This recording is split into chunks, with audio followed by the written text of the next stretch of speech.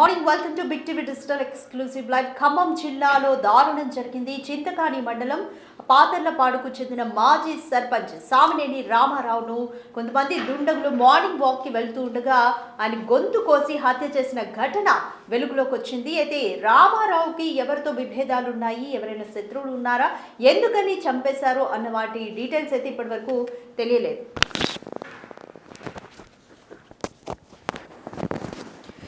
ఖమ్మం జిల్లాలో దారుణం జరిగింది. చింతకాని మండలం పాతర్లపాడుకు చెందిన మాజీ సర్పంచ్ సామినేని రామారావును హత్య చేశారు. గొంతు కోసి దుండగులు హతమార్చారు. అయితే రామారావు సిపిఎం రైతు సంఘం నేతగా ఉన్నారు. రామారావు హత్యతో గ్రామంలో టెన్షన్ వాతావరణం నెలకొంది. ఉదయం వాకింగ్కు వెళ్లిన ఆయన్ని గొంతు కోసి దుండగులు చంపేశారు. హత్య గల కారణాలు ఇంకా తెలియలేదు. ప్రస్తుతం అయితే గ్రామంలో ఒక టెన్షన్ వాతావరణం నెలకొంది. ఎందుకు హత్య చేశారు, హత్య చేయాల్సిన అవసరం ఎవరికి ఉంది అన్న కోణంలో అయితే పోలీసులు కూడా దర్యాప్తు చేస్తున్నారు. ఇప్పటికే పోలీసులు కూడా చేరుకున్నారు గ్రామంలో మొత్తానికైతే ఒక టెన్షన్ వాతావరణం నెలకొంది. సామినేని రామారావు గతంలో సిపిఎం రైతు సంఘం నేతగా ఉన్నారు ప్రస్తుతం. సో ఎవరికి ఎంత అవసరం వచ్చింది, ఆయన మార్నింగ్ వాకింగ్కి వెళ్తుండగా గొంతు కోసి చంపేశారు. దీనికి సంబంధించి మోర్ డీటెయిల్స్ మా ప్రతినిధి భాస్కర్ని అడిగి తెలుసుకుందాం. రెడ్ భాస్కర్, సామినేని రామారావును దుండగులు గొంతు కోసి హత్య చేశారు. హత్య గల కారణాలు ఏమైనా తెలుస్తుందా భాస్కర్? సామినేని రామారావు సిపిఎం పార్టీ కీలకమైన సీనియర్ నేతగా ఉన్నారు. మరోవైపున రైతు సంఘం మాజీ అధ్యక్షుడిగా కూడా పనిచేశారు. అయితే ఇటీవల కాలంలో తన యొక్క కార్యకలాపాలు కాస్త దూరంగా, పార్టీ కార్యకలాపాలు కాస్త దూరంగానే ఉన్నారు. అయితే ఇప్పుడు ఉదయం తెల్లవారుజామున అతను యథావిధిగా ఉదయం నిద్ర నుంచి లేవడం, లేచిన తర్వాత ఇంటి ముందు కాస్త అంత క్లీన్ చేసుకొని తర్వాత ఆయన వెనకాల ఉన్న కొట్టం అక్కడ మొత్తం కూడా పత్తి తర్వాత కోళ్ళు విప్పేందుకు అతను అక్కడ వెళ్ళిన తరుణంలో అక్కడ కాస్త మరగా ఉంటుంది. దాని వెనక అంటే వాళ్ళ వెనక ఉన్నటువంటి ఓపెన్ ప్లాట్ మొత్తం పాత స్థలాలు అవన్నీ కూడా చెప్పాలంటే అవంతా అక్కడ మాట వేసుకున్నటువంటి నిందితులు ఒక్కసారిగా అతను వంగి కోళ్ళను ఓపెన్ చేసేట కోళ్ళు పుట్ట అంటే కోళ్ళను కప్పెడతారు. ఆ కోళ్ళను కప్పెట్టిన తర్వాత ఆ కోళ్ళను ఓపెన్ చేసే సమయంలో ఒక్కసారిగా ఒకటి నుదుటి మెడ పైన వేటేసి తర్వాత మళ్ళీ పొట్టలో పొడవడంపై ఒక్కసారిగా నాకు అక్కడికక్కడ పత్తి సంబంధించినటువంటి దానిపైనే పత్తి మొత్తం కూడా అక్కడంతా ఆరబోసుకున్నారు ఇంట్లో కొట్టంలో. ఆ కొట్టం దగ్గరే ఆయన ప్రాణాలు వెళ్ళినట్టు తెలుస్తుంది. మొత్తానికైతే నిందితులు కూడా చాకాచాక్యంగా వ్యవహరించినట్టు తెలుస్తుంది. అతని కోసం అంటే గత ఎన్ని రోజులు ఎక్కువ పెట్టడానికి గల కారణాలు ఏందనే దానిపై కూడా పోలీసులు ఇప్పటికే ఆరాధిస్తున్న నేపథ్యం ఉంది. అయితే ఇటీవల కాలంలో అతను ఒక పార్టీకి అంటే సిపిఎం పార్టీ నుంచి రేపు రానున్న సర్పంచ్ ఎన్నికల్లో అతను సర్పంచ్ అభ్యర్థిగా ఉండబోతున్నట్టుగా సమాచారం ఉంది. అది రాత్రే ఆ ఊరు వాళ్ళతో కొంత డిస్కస్ జరిగింది అనేది తెలుస్తుంది. కానీ మరి అదే కారణమా లేదా ఇతర ఇంకా వేరే కారణాలు ఉన్నాయా, రాజకీయం ఏమైనా దాంట్లో ఇన్వాల్వ్ అయి ఉందా, రాజకీయ ఆర్థిక చూడాలా లేదా దానిపై ఇలా ఆర్థిక లాభం ఏమి ఇలా. మరోవైపున వాళ్ళ మనవరాల పెళ్లి కూడా వచ్చే నెల 14వ తారీఖున ఉన్నది. అంటే ఇవన్నీ చూసుకుంటే ఇంతవరకు అయితే కేసు పోలీసులకు ఎలాంటి అంటే ఆధారాలు లభించలేదు. మొత్తానికైతే ఖమ్మం జిల్లా పోలీస్ కమిషనర్ కూడా అక్కడికి వెళ్ళి మొత్తం దర్యాప్తు చేపడుతున్నారు. ప్రజెంట్ ఇప్పుడు అక్కడ ఉన్నారు. ఈ ఘటన సంబంధించి డిప్యూటీ సీఎం బట్టి విక్రమార్క స్పందించారు. నిందితులను ఎంత సరే వదిలిపెట్టేది లేదంటూ కూడా ఆయన ప్రకటన విడుదల చేశారు. అంటే వస్తుంది ఇప్పుడు ఆయన కాన్స్టిట్యున్సీని మధుర కాన్స్టిట్యున్సీలో వస్తుంది సిపిఎం పార్టీకి కాస్త పట్టుందంటే కొద్దిగా చింతకాని మండలంలో ఉంది. ఆ చింతకాని మండలంలో ఈ పాతలపాడు గ్రామం కూడా ప్రధాన పాత్ర పోషించింది.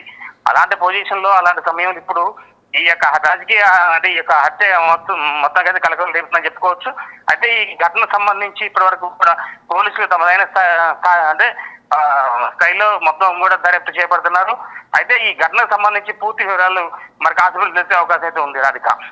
రైట్ భాస్కర్, సామినేని రామారావు కుటుంబ సభ్యులు కానీ చుట్టుపక్కల గ్రామస్తులు కానీ ఎటువంటి విషయాలు చెప్తున్నారు?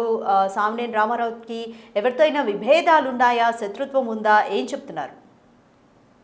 వాస్తవానికి గతంలో నుంచి గత కొన్ని సంవత్సరాల నుంచి పార్టీ కార్యకలాపాలకు దూరంగా ఉన్న తరుణంలో కేవలం ఆ కుటుంబం మీద ఆయన దృష్టి కేంద్రీకరిస్తూ వ్యవసాయం చేసుకుంటూ కుటుంబాన్ని పోషిస్తారు. ఇంతవరకైతే గ్రామంలో కానీ మిగతా ఇతర వాళ్ళతో కూడా ఎలాంటి ఘర్షణ వాతావరణం లేవు అనేది చెబుతున్నారు. కానీ వాస్తవానికి అయితే ఆ పోలీసులు మాత్రం ఇంక మరి వాళ్ళ వివిధ రకాల కోణంలో పోలీసులు దర్యాప్తు చేస్తున్నారు. అసలు ఎలాంటి ఘటన ఏంటి, అది ఎందుకు చంపేదాకా ఎందుకు వచ్చింది అనే దానిపై కూడా పూర్తిగా ఒక ఇది చేస్తున్నారు.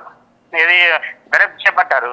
మరి అలాంటి ఘటన అవుతుందా లేకపోతే ఇతర ఘటనలు ఇంకా వేరే ఏమైనా ఉంటాయా అనే దానిపై కూడా పూర్తిగా పోలీసులు తీసే అవకాశం ఉంది. కుటుంబ సభ్యులు మాత్రం ఎవరి మీద అనుమానం అయితే వ్యక్తం చేయాలంటే అనుమానం అనేది కుటుంబ సభ్యులు చెప్పట్లేదు, కానీ వీళ్ళు పోలీసులు మాత్రం వాళ్ళ వివిధ కోణాల్లో మాత్రం దర్యాప్తు చేపట్టారు. రాధిక, రైట్. భాస్కర్, ఈ ఘటనకు సంబంధించి హత్య పైన పోలీసులు ఏమంటున్నారు? పోలీసులు మాత్రం మరి కాసేపట్లో దీని గురించి అంటే ఒక 3-4 గంటల్లో ఈ మొత్తం ఒక నివేదిక రానున్నట్టుగా తెలుస్తుంది. అంటే ఒక అంచనాకు రానున్నారు. అంచనా వచ్చిన ప్రకారం దాన్ని అప్పుడు సిపి కూడా అక్కడ ఉన్నారు కాబట్టి పోలీస్ కమిషన్ ఉన్నారు కనుక దాన్ని బట్టి నెక్స్ట్ ఎట్లా చేయొచ్చు ఏం చేస్తారు దానిపై ఒక క్లారిఫికేషన్ వచ్చే అవకాశం ఉందనేది ఆశాభావం వ్యక్తం చేస్తున్నారు. మొత్తానికైతే సిపితో పాటు డిఎస్పీ మొత్తం వాస్తవంగా జిల్లా పోలీస్ యంత్రాంగం మొత్తం కూడా అక్కడే ఉందని చెప్పుకోవచ్చు. రాధిక, రైట్. భాస్కర్, అసలు సామినేని రామారావు నేపథ్యం ఏంటి అంటే మాజీ సర్పంచ్, అలాగే ప్రస్తుతం సిపిఐ సంఘం రైతన్న సంఘంగా ఆయన మెంబర్గా కూడా ఉన్నారు. సో ఆయన నేపథ్యం ఏంటి, ఎన్నిసార్లు సర్పంచ్గా చేశారు, గ్రామస్తులు అసలు ఆయన బ్యాక్గ్రౌండ్ గురించి ఏమంటున్నారు?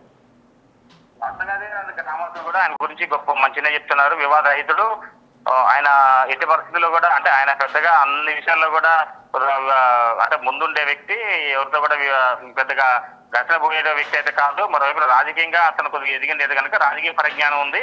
ఏది చేయాలన్నా సరే ఎట్లున్నా సరే మొత్తంగా రాజకీయంగా ఆయన ఎదుగుదలలో కొంతమంది మరి ఒకళ్ళు ఇటీవల కాలంలో ఆయన కాంగ్రెస్ అంటే ఆయన పార్టీకి తరపు నుంచి ఆయన అంటే సిపిఎం పార్టీ నుంచి సర్పంచ్ అభ్యర్థి నిలబడతారు కాబట్టి మిగతా పార్టీ వల్ల ఏమన్నా ఓడిపోతారనే భయం తోట లేదంటే ఇన్నమనసు చేయాలి అనే ఒక ఆలోచన మరి లేదా ఇతర కారణాలతోటి మిగతా కొన్ని మనం ఆ దిశగా కూడా వీళ్ళు ఆలోచన చేస్తున్నారు. అంటే ఈ యొక్క కారణాలు గల అంటే ఈ హత్య గల కారణాలు ఇలా సంభవించింది అనే దాని మీద వీళ్ళు చూస్తున్న నేపథ్యం అయితే ఉంది. మరోవైపున ఈ యొక్క ఘటనకు సంబంధించి అసలు చంపేదాకా ఎందుకు వచ్చింది అనే దానిపై కూడా స్పష్టమైన వైఖరి అయితే మాత్రం ఇద్దరికి తెలియనప్పటికీ మాత్రం ఆ కోణంలోనే పోలీసులు దర్యాప్తు చేస్తారు. ఇప్పుడు పోలీస్ టీం కావచ్చు, డాక్టర్ పాడు కావచ్చు, మరోవైపున అంటే మిగతా ఈ సైబర్ టీం కావచ్చు, అత్యాధునిక సాంకేతిక పరిజ్ఞానంతో ఈ నిందితులను అన్వేషించే గుర్తించే పనిలో భాగంగానే ఒక అన్వేషణ కొనసాగుతుంది. మరోవైపున ఇప్పటికీ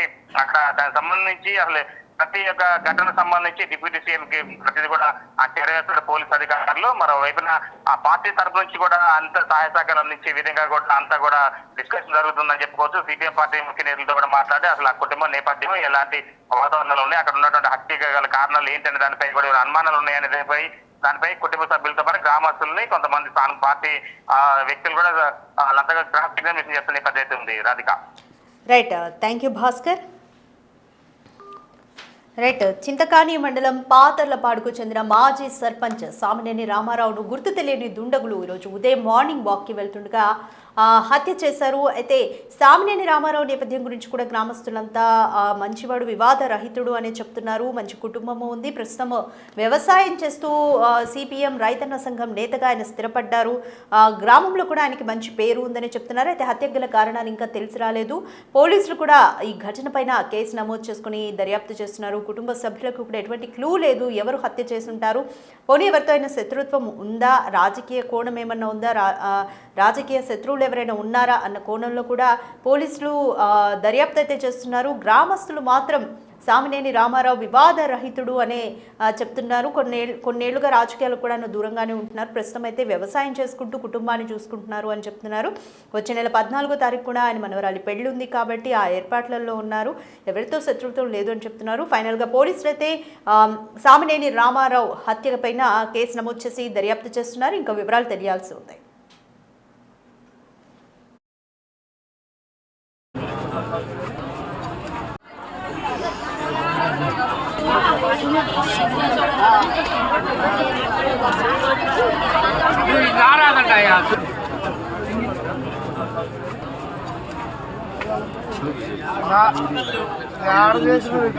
ఇప్పుడు